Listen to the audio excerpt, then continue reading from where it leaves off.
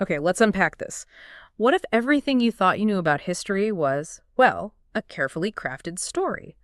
What if some of the biggest events, from the Renaissance to the rise of global surveillance, were actually orchestrated by a secret society, one that's been pulling the strings for millennia? We're talking about a group so deeply embedded, so ancient, their influence might even stem from something really primal, like our Neanderthal ancestry. It's truly fascinating stuff. We're diving into the material here that so boldly challenges our fundamental understanding of, well, linear time and the very forces that shape civilization. We were looking at a deeply speculative theory, let's be clear on that, definitely, but it's one that presents some really intriguing patterns, and it's this audacious attempt by the author to completely redate and reframe history from a perspective you just don't often see, rarely, if ever, considered in mainstream narratives. It's like stepping into a hidden architecture of the past. Yeah, exactly. So, our mission for you today is to explore these incredibly dense and, let's face it, provocative ideas from the book Encrypted Reality. It's a work that really compels us to consider history not as a set of fixed facts, maybe, but as a manipulated narrative, and even our own lives as a living cryptogram. That's a phrase they use. We'll try to distill its most mind-bending claims and the author's really unique methodology, helping you navigate this complex territory and, decide what truly stands out to you. And just for context, our sources for this deep dive are specific excerpts from a larger work called 9 and 9, specifically from this encrypted reality part. Okay, so let's jump right into the heart of this profound reinterpretation of history. The book introduces us to this central, shadowy, and incredibly ancient organization. They just call it the Watch. Okay, now this isn't just some, modern fringe conspiracy group we're talking about. The author posits its origins reach all the way back to ancient Canaan in the Near East. And here's the kicker. They've supposedly been in continuous control of global events for millennia. Just think about that for a second. Not just centuries, but thousands of years of deep, orchestrated influence, shaping everything from political shifts to entire cultural epochs. And what's even more intriguing, maybe unsettling, is the alleged driving force behind it all. A subconscious legacy reflex that the author claims stems from our very Neanderthal ancestry. Right, and what's compelling about this legacy reflex idea is that it's just a primal, almost, genetic drive behind this group's sustained agenda. It implies their long-term orchestration isn't necessarily conscious plotting in the way we think of it, like a Bond villain or something, but maybe more like an inherited, deeply ingrained directive guiding their actions, stretching way back to humanity's earliest ancestors. It definitely raises a big question for us to ponder, right? What kind of subconscious impulse could possibly sustain such a long-term global orchestration, weaving itself through history for millennia without being clearly seen? The sheer audacity of claiming such a hidden network operates effectively, globally, for that long. It really challenges our conventional understanding of historical cause and effect. It applies this level of deep generational commitment and maybe a unique understanding of human behavior, allowing for such consistent manipulation, almost like an unconscious program running in the background rather than a learned ideology. And if that wasn't enough to wrap your head around, the book then introduces its most startling claim, I think, a singular operative from the 15th century codenamed G. The author suggests G wasn't just one person, but actually three incredibly influential historical figures, operating simultaneously across vastly different continents and cultures. Picture this. The Italian polymath Leon Battista Alberti, pivotal figure of the early Renaissance, master of art, architecture, cryptography. A true Renaissance man, literally. Exactly. And alongside him, the Aztec founder Nezahualcoyotl, who not only ruled Texcoco during its golden age, but was also a renowned poet, engineer, philosopher. Giant figure. Right. And finally, the Inca architect Pachacuti, the visionary emperor who built the Inca Empire, designed Machu Picchu. Imagine the sheer scale of that influence. A single individual supposedly operating across Europe, Mesoamerica, and South America, all at once. I mean, this claim fundamentally challenges our understanding of individual impact, geographical limits, the very synchronicity of history. Oh, absolutely. This idea of a single individual spanning such diverse continents and cultures, it fundamentally reshapes conventional historical understanding. It directly questions that notion of independent historical development, and suggests a level of interconnectedness, maybe planned influence, that goes way beyond what we typically imagine. The sheer ambition of this unification is striking, because it posits a single guiding hand behind what seem like totally separate monumental achievements in different parts of the world. It really forces us to consider history not as isolated developments, but as this meticulously redated and reframed narrative. where key figures, key events aren't independent, but part of some grander synchronized scheme. This perspective challenges, the very notion of historical agency and opens up the possibility of a unified, hidden agenda playing out across global civilizations. Makes you rethink how we attribute progress and innovation, doesn't it? It really does. Let's zoom in on a specific example the book uses to illustrate this alleged manipulation: the European Renaissance. According to Encrypted Reality, this pivotal era, this artistic, scientific, cultural rebirth, it wasn't just a spontaneous blossoming, it was strategically engineered by the watch. The author points to the fall of Constantinople in 1453 as a key event in this orchestration, not just a military defeat, but supposedly a carefully managed collapse designed with a specific purpose to funnel controlled knowledge directly into Florence. So this influx of specific texts, scholars, intellectual currents, it acted as a deliberate catalyst, intentionally shaping the intellectual and artistic explosion we now call the Renaissance, the implication being it wasn't organic, but directed. And this reinterpretation of a major historical event, the fall of Constantinople, framing it as a deliberate act of knowledge funneling. That's a powerful example of how the author tries to, as they put it, level the cultural playing field. It suggests the watch strategically used this seemingly calamitous event to direct specific streams of knowledge, maybe often from the East, into a chosen Western hub like Florence. This view certainly deviates quite significantly from the traditional understanding of the Renaissance as this organic, decentralized cultural movement. It portrays it instead as a managed infusion of controlled information, implying the watch had a clear vision for the Renaissance and actively shaped its intellectual landscape by directing specific texts, specific scholars, perhaps even financial resources, to a singular chosen hub, accelerating and channeling its development according to some hidden agenda. Okay, so moving beyond orchestrating historical movements, Chapter 7, which has the provocative title Reforging Belief, Remaking History, dives into even more astonishing claims. Here, the author suggests the watch's influence extends to the very foundations of human belief systems, like the really foundational stuff. The book posits that major world religions, including Islam and Christianity, weren't organically evolved spiritual paths, but were deliberately engineered by the secret society. Wow. Yeah. And the purpose, according to the book, chillingly, as calculated tools for global population control. It's an incredibly bold assertion. It fundamentally challenges one of the most sacred aspects of human civilization. It really is bold. And what's particularly striking, or maybe controversial, is the specific identification the author makes, identifying the Prophet Muhammad with the Ottoman Sultan Mehmed the Conqueror, and going further, asserting that the Quran itself contains the watch's cryptographic signature. So presenting sacred texts and foundational religious figures not as divinely inspired or historically unique, but as encoded messages and manipulated identities within this grand design. The audacity of claims like that in reshaping religious narratives is, well, it's profound. It effectively suggests that the spiritual paths followed by billions were, in this view, pre-designed mechanisms for social management by a hidden network. It really forces you to confront the question of intentionality in the origins of deeply held beliefs, suggesting this profound, almost architectural approach to belief formation. Right.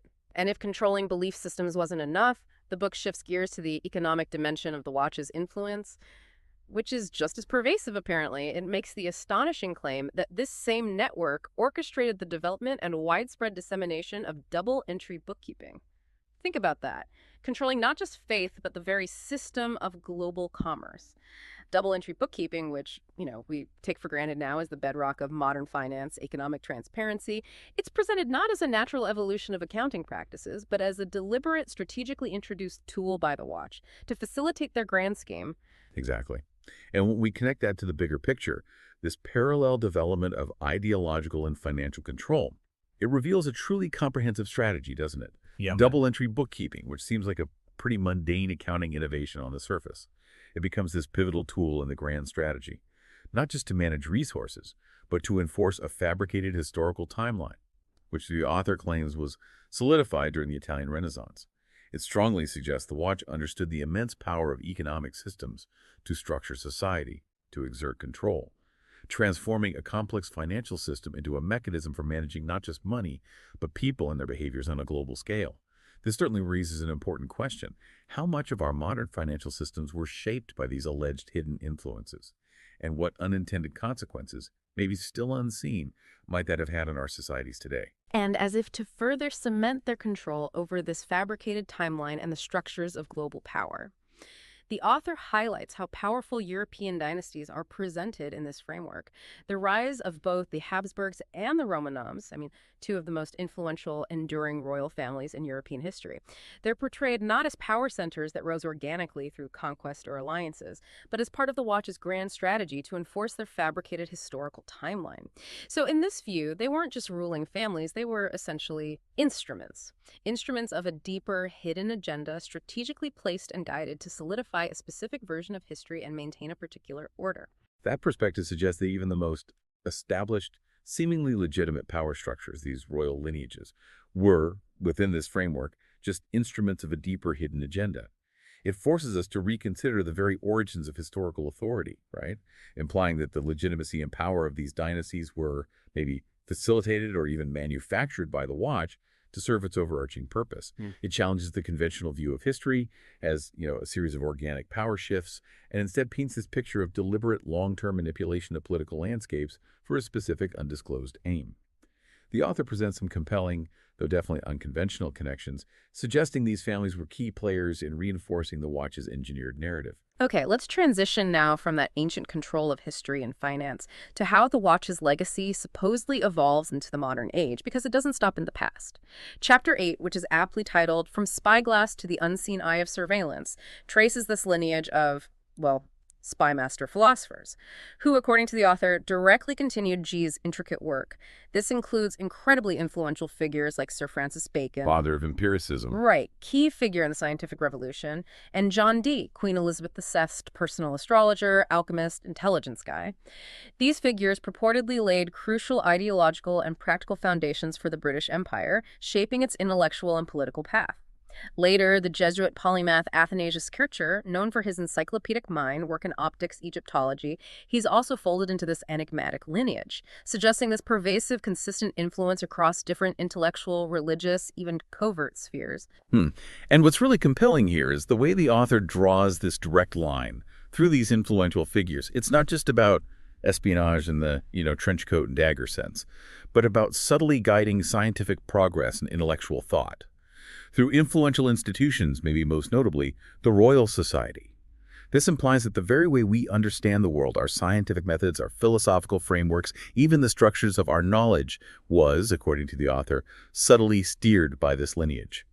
These individuals, who we typically celebrate as intellectual giants, as pioneers, they get recontextualized here as agents, shaping the prevailing paradigms and maybe laying the groundwork for future forms of control, extending far beyond their obvious contributions. And this intellectual inheritance, according to the author, just keeps unfolding, getting even more, well, chillingly relevant to our present day. The book draws a direct, unbroken line from Alberti's 15th century invention of polyalphabetic ciphers, which revolutionized secret communication back then. A huge leap forward from simple substitution. Exactly, all the way to the notorious Nazi Enigma machine, used for complex encryption during World War II, and the author doesn't stop there. This innovation is then directly linked to Alan Turing's groundbreaking work, not just breaking the Enigma code, but crucially to his creation of the modern computer, the very bedrock of our digital age.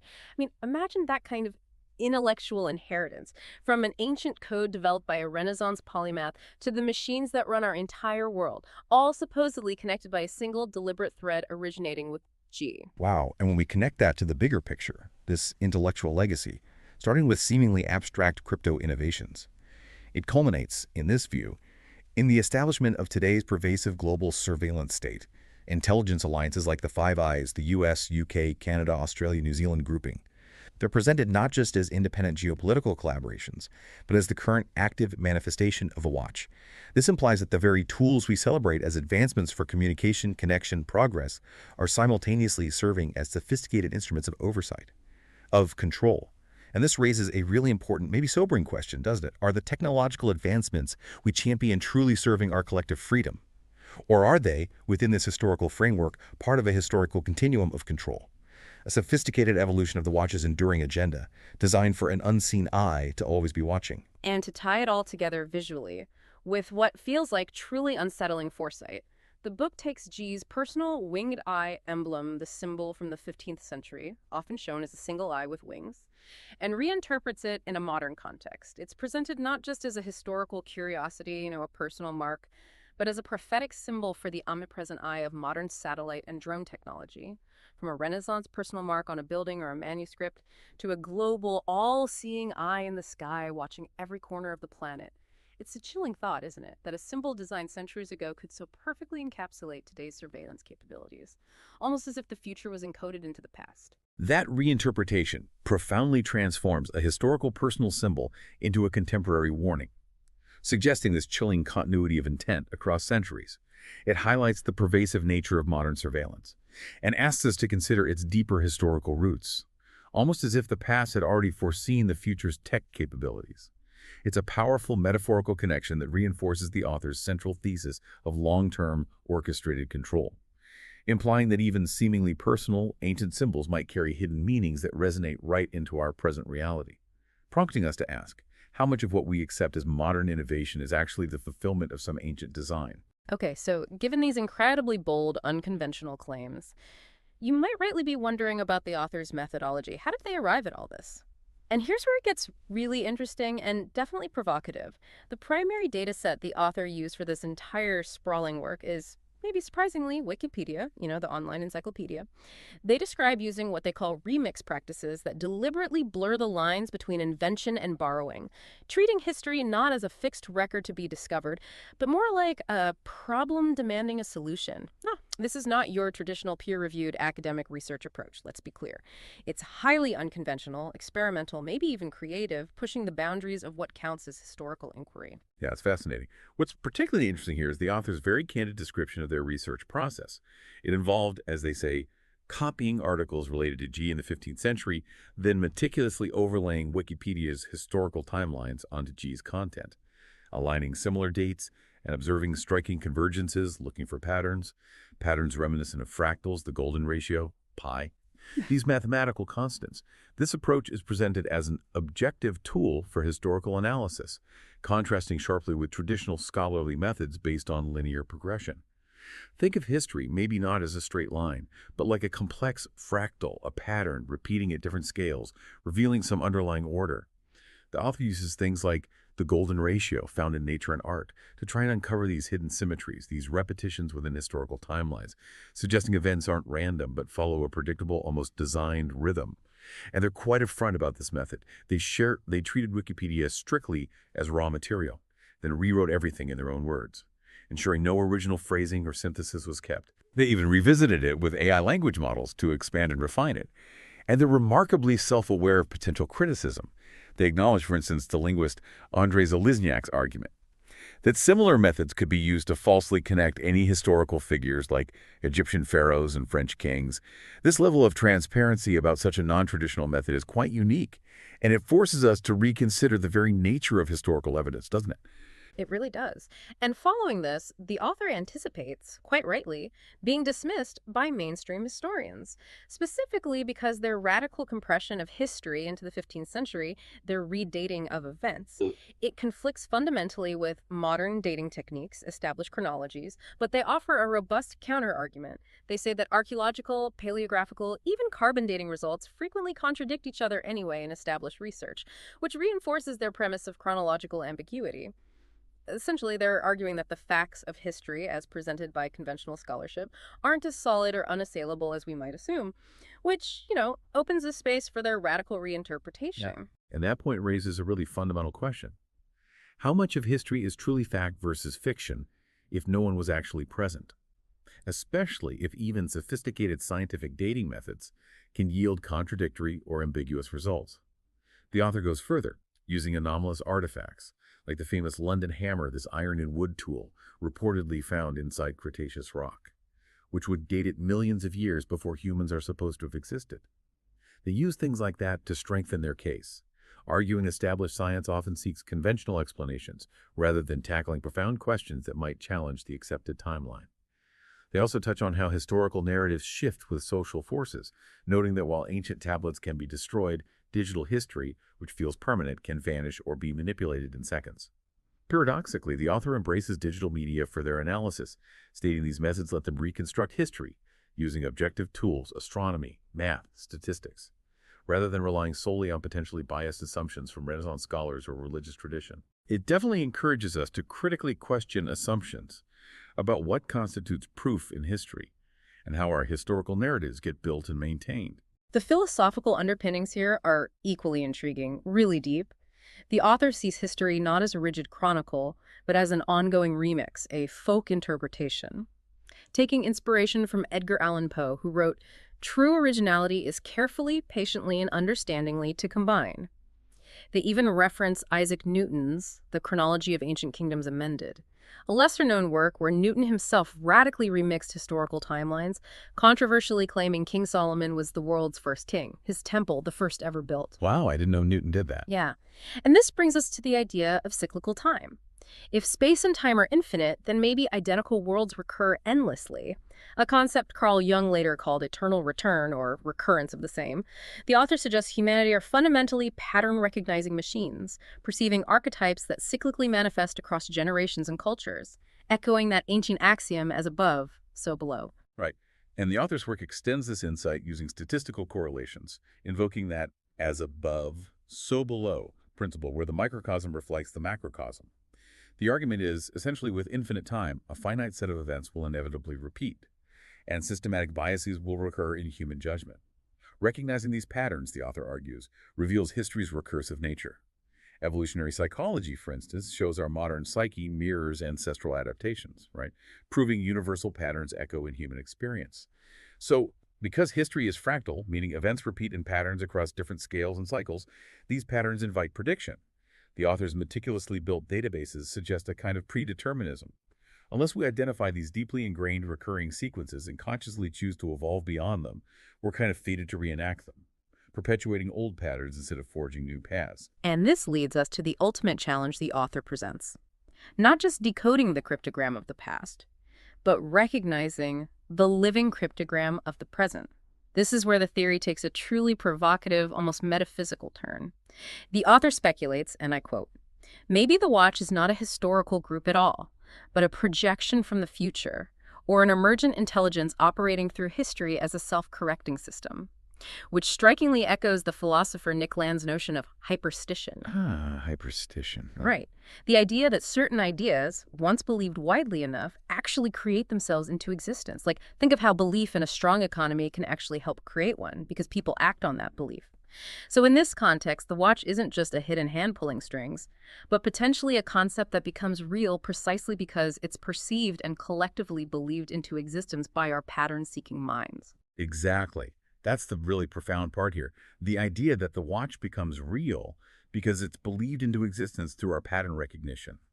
This frames history itself not as some linear sequence dictated by a top-down authority, but as a, quote, recursive fiction built from encrypted feedback loops. It fundamentally shifts the whole question, doesn't it? From was history rewritten by a secret society to a much more agency-driven, what will we write next? The author suggests that if this theory holds, then maybe we've been living inside someone else's archive, a narrative constructed by external influences or maybe even by emergent patterns that take on a life of their own. This concept of hyperstition profoundly alters our understanding of agency, suggesting our collective belief and pattern recognition actively contribute to the very reality we inhabit, making us co-creators of this ongoing cryptogram.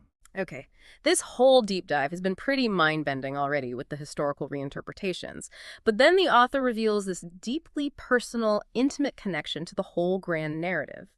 The book, they state, isn't just a detached historical account, but a deliberate act of remixing, mirroring the very processes I explore within the watch's operations.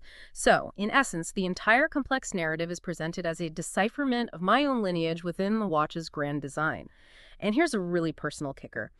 They claim that Leon Battista Alberti, one of the three figures identified as G, is in all likelihood their distant relative. Their grandfather, they explain, simply replaced an I with an A in their surname, producing Alberta. Wow. Yeah.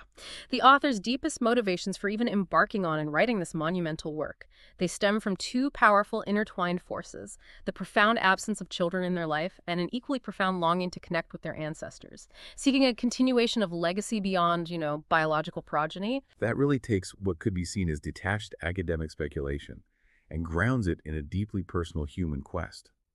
The author's primary motivations being explicitly framed as the absence of children and this deep longing to connect with ancestors.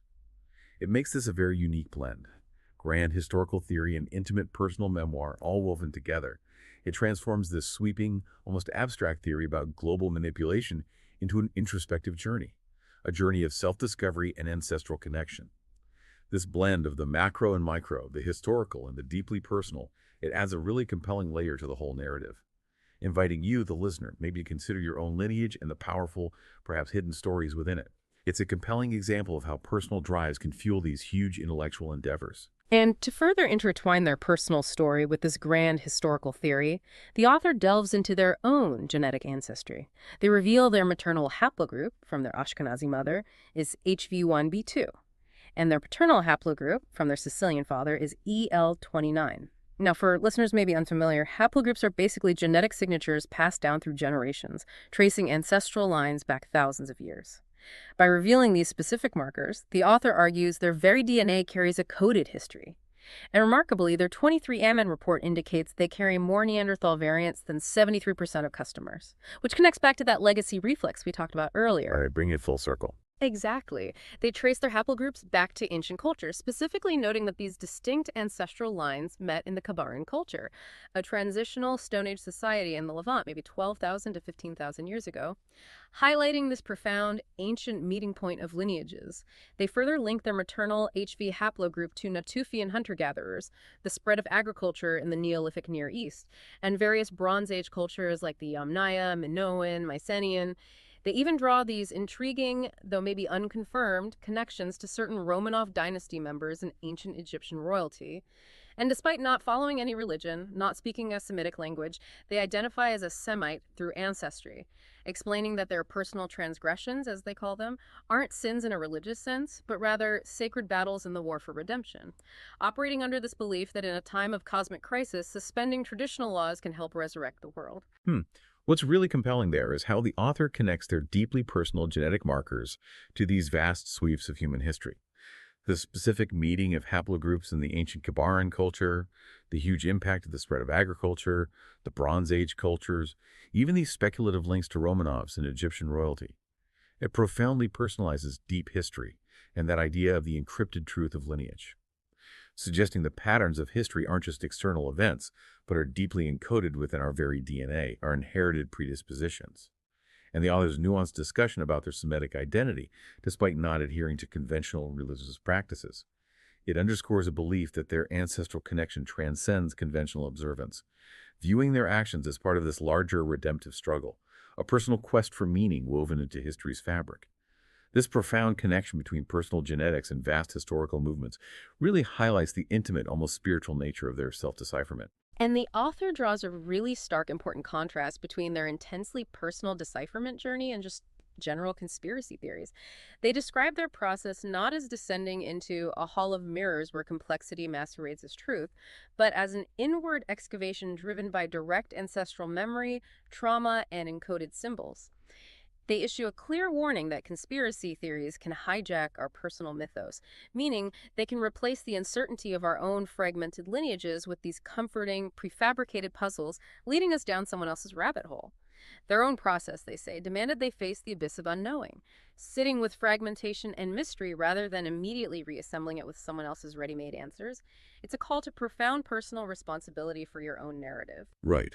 And to expand on that, the author frames their entire process as an act of decolonizing my memory, revealing how historical encryption, which they define as this intentional obfuscation of origin displacement control, wasn't just a global thing, but intensely personal. It's about consciously choosing to stop following other people's dots and start tracing my own fingerprints across time. And this raises a critically important question for all of us, really. How do we reclaim our own narrative and agency in a world saturated with information and predefined frameworks? Frameworks which might, maybe, be part of an encrypted reality. It's a powerful call to active personal inquiry, urging us to look within and trace our own unique journey through history, rather than passively accepting externally imposed narratives that might, perhaps, serve someone else's agenda. And this intensely personal journey of decipherment culminates in a practical application offered directly to you, the listener. The author offers an ebook, The Living Code, Rewriting Your Inner Cipher. which they say is available for free when you book a half-hour coaching session with them. This ebook treats life itself as an encrypted message, one shaped by childhood programming, personal trauma, deeply ingrained, often repeating behaviors. It aims for what the author calls personal decryption through specific exercises, things like the epochal map and the life algorithm. The epochal map, for instance, helps you visually chart significant periods or epochs in your life, identify recurring themes, turning points. The life algorithm then helps you analyze the underlying patterns in your choices and behaviors, almost like debugging your own personal code. The goal is to help you extract meaning from the past to consciously rewrite your future, breaking free from old scripts. Yeah, and what's particularly compelling here is how the author translates their grand, sweeping historical theory into a practical, actionable protocol for personal transformation. The coaching sessions apparently delve into strategies across various aspects of life: physical health, mental resilience, relationships, wealth, all aiming to unlock potential and foster unwavering self-sovereignty. It's about moving from passively reading history, or maybe even passively living your own life according to unconscious patterns, to becoming active rewriters of your own life's code. This holistic approach suggests that by understanding the encrypted patterns in your personal history, much like the author analyzes world history, you can gain profound agency and consciously shape your future, aligning it with a profound purpose, genuine satisfaction, free from unconscious patterns and external defaults that may have been imposed. Hashtag tag outro mess week. So we've taken a truly mind-bending deep dive today into Encrypted Reality, a book that asks us to rethink history as potentially a carefully orchestrated narrative. We've explored the audacious claim of the Watch, this secret society is supposedly operating from ancient Canaan right up to our global surveillance state. We've seen how the author proposes the singular operative G was actually Alberti, Nezahualcoyotl, and Pachacuti, engineering everything from the Renaissance to religions to finance. A lot to take in. It really is. And we've explored the fascinating idea that history itself might be a fractal repeating patterns that invite prediction, maybe even predeterminism, unless we consciously choose to evolve beyond them. This material certainly challenges us, doesn't it? To consider that what we perceive as reality might be a carefully orchestrated narrative. A world built, as the author suggests, from illusion, repetition, and selective memory. It raises that important question. If history is a living cryptogram, and by extension our individual lives are too, what does that mean for our agency right now? Our ability, collectively and personally, to shape the future? It definitely compels us to look at the patterns around us with new eyes. Yeah. The author leaves us with a really powerful thought. If this book has succeeded in anything, let it be the planting of a seed, that history is not what it appears to be. The real challenge, they suggest, isn't just decoding the past, but recognizing the living cryptogram of the present that we inhabit right now. So the question is no longer just, was history rewritten, but maybe a more empowering one. What will we write next? What patterns do you see in your own life or in the world around you that you feel ready to consciously rewrite, to perhaps reshape for a different future? And for those of you intrigued by the author's deeply personal journey of self-decipherment and this concept of rewriting your inner cipher, you can download the entire audiobook of Encrypted Reality and get supplemental material directly on the author's website. That's michaelanthonyalberta.com. We really hope this deep dive has given you plenty to chew on, truly challenged your perspectives, and maybe even encouraged you to look at your own history and the world's through a radically different lens. Until next time, keep questioning, keep learning, and keep decoding your own reality.